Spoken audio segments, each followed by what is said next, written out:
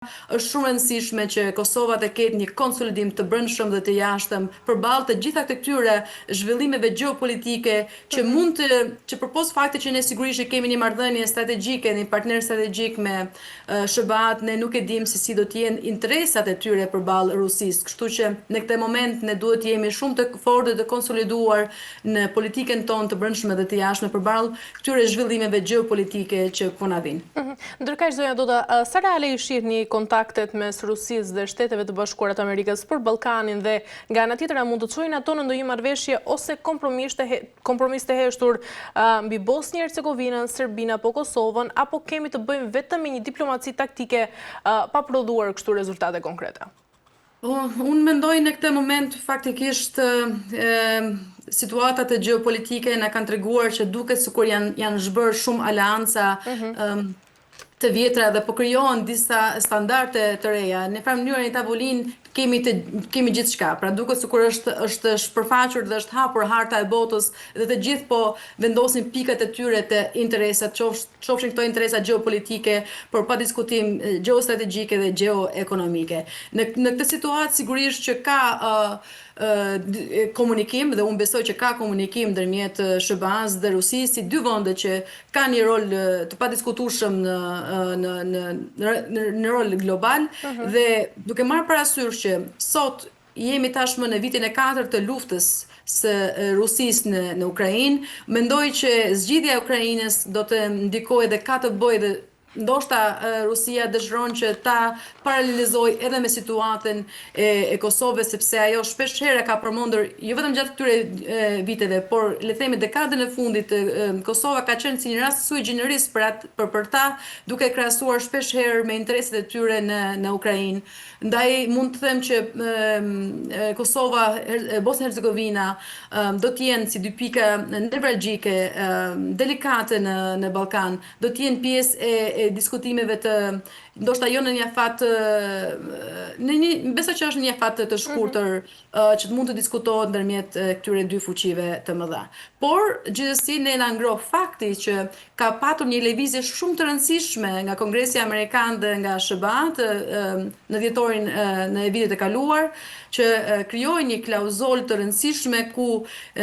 pikat kryesore ishte mos prekja dhe mos cenimi i territorit apo mos ravijizimi i kufive ekzistues të shtetit të Kosovës. Dhe kjo gjë mua më ngroh të paktën për vetë faktin që them se sigurisht ndoshta do mund kemi disa lëshime për një zgjidhje afatgjatë të qëndrueshme për stabilitetin e Kosovës apo stabilitetin e Ballkanit, por është e rëndësishme që të mos ketë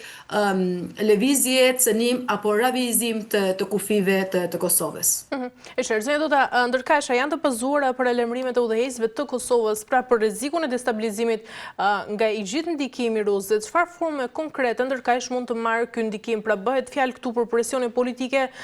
dezinformime, nxitje tensionesh etnike apo ndoshta edhe skenar sigurie? Por shikoni, faktikisht shembulli kryesor është i këtyre që nga viti 2023 e deri tani, që kemi parë një reprezalje të madhe nga pala serbe ndaj Kosovës, pra me një luftë hibride të mirëfillt që përfshin dezinformim, përfshin veprime ushtarake të cënueshme ndaj suverenitetit të Kosovës, pa diskutim të gjithë këtë lobim ndërkombëtar që bën Serbia dhe i ka shpallët e ngrohta ndoshta përveç faktin që ka edhe këtë interesin dhe mbështetjen e Rusisë. Rusia deri tani për shkak të lidhjeve të saj historike, por edhe fetare, religjioze me Serbinë, sigurisht që por edhe ekonomike, pa diskutim, i intereson që ta ketë se ka një këmbë në Ballkan Rusia nëpërmjet Serbisë. Megjithatë, nuk mund të themi që kemi një ndikim shumë më të madh se sa ka patur ndoshta më përpara Rusia në Ballkan. Sot ajo ka në fokus dhe vëmendje sigurisht interesat e saj të sigurisë që janë po rreth kufive të saj, siç është në rastin e Ukrainës, pra në këtë konflikt që ekziston në vitin e saj të 4. Megjithatë, unë nëse do të mund të lidhja këtë angazhim apo interes të Rusisë në Ballkan apo ndaj Serbisë është për vetë faktin që dëshiron të bëje, pra siç thashë më parë, një lloj paralelizimi me shtetësinë dhe sovranitetin që ka fituar Kosova në vitin 2008 pra me pavarësinë e saj. Gjithashtu ndoshta kërkon Rusia që të krijoje një lloj autonomie në rajonin e Donbasit në Ukrainë. Dhe përmbi të gjitha në këtë situatë, pra në këtë hartën e botës që duket që është shtrirë në tavolinë me disë shteteve dhe fuqive të mëdha, mendoj që Kosova, Ballkani dhe rajoni ynë është gjithashtu në fokus të këtyre interesave gjeopolitike. E qartë, mirë, Zonja Doda, për të mbyllur pyetja e fundit pasi jemi në fund, nëse Bashkimi Evropian do të mbetet pra jashtë këtij dialogu që ne po flasim, a rrezikon ndërkaq Ballkani perëndimor të kthehet ndoshta në një zonë ngri mes lindjes edhe perëndimit dhe cilat do të ishin pasojat afatgjata që do të kishte kjo sigurisht për integrimin evropian, por dhe të gjithë stabilitetin e rajonit? Shikoni, ne për fat të mirë, si Shqipëria e Kosova, por kam përshtypjen shqiptarët në tërësi, kemi një raport shumë të mirë, qoftë me Bashkimin Evropian, por edhe me SHBA, për vetë faktin që ne i përkasim këtyre dy organizmave të mëdha ndërkombëtar. Ne jemi shpresojmë që në pak vite, pra për 2-3 vite flitet që ne do të jemi antar i ri i Bashkimit Evropian, nga ana tjetër ne më shumë se një dekadë, po shkojmë gati 2 dekada që jemi antar e Aleancës Ushtarake të NATO-s dhe sigurisht marrëdhënia jonë është e konsoliduar me këto dy organizma të mëdha ndërkombëtar perëndimor. Por në raport me dialogun, unë mund të them që Bashkimi Evropian, unë e kam parë gjithmonë si ndërmjetës në fakt dhe ka qenë nismëtari i këtij dialogu dhe është ndërmjetëse në këtë dialog, sa i përket dialogut pra Kosovë-Serbi, por SHBA-ja për mua është garantuesja, ajo që vendos vulen dhe ka të gjitha mundësit për t'i dhënë një zgjidhje imediate, afatgjatë, që krijon pa diskutim një stabilitet të qëndrueshëm në rajon. Pra jo vetëm në raportin ndërmjet Kosovës dhe Serbisë, por ndoshta i shëshon të gjitha ato problematika që ka rajoni ynë që në fakt shpesh herë janë pasqyrimi njëra tjetrës dhe kanë këtë efektin domino. Pra kur flasin për Bosnjën, flasin Kosovën, Serbinë, sigurisht edhe Malizi.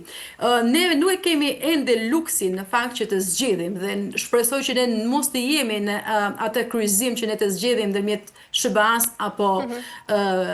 apo Bashkimit Evropian, sepse e thash dhe njëherë, ata janë dy shtylla kryesore që e përcaktojnë rrugtimin ton euro-atlantik. Pra, jo vetëm tonin, por sigurisht edhe Kosovën, sepse Kosova është pika nevralgjike ndoshta për të gjithë shqiptarët në rajon. Edhe pa diskutim edhe një pikë, mund të themi që është dhe një gordiane që është ndoshta koha për t'i dhënë një zgjidhje përfundimtare. Por ju e tha që sigurisht erat historike kanë treguar që ne kemi qenë në një kryqëzim ndërmjet lindjes dhe perëndimit. Unë mendoj që është momenti që ne kemi një lloj konsolidimi si shqiptar, si faktor në rajon, që ne është koha ndoshta që të konsolidohemi edhe më shumë ndërmjet nesh dhe për të qenë ndoshta jo ata që na marrin për krah herë majtas dhe herë djathtas, por të jemi si antar të denjtë në Bashkimin Evropian, si antar të denjtë të Aleancës Ushtarake të NATO-s dhe sigurisht të kemi pa diskutim edhe fjalën tonë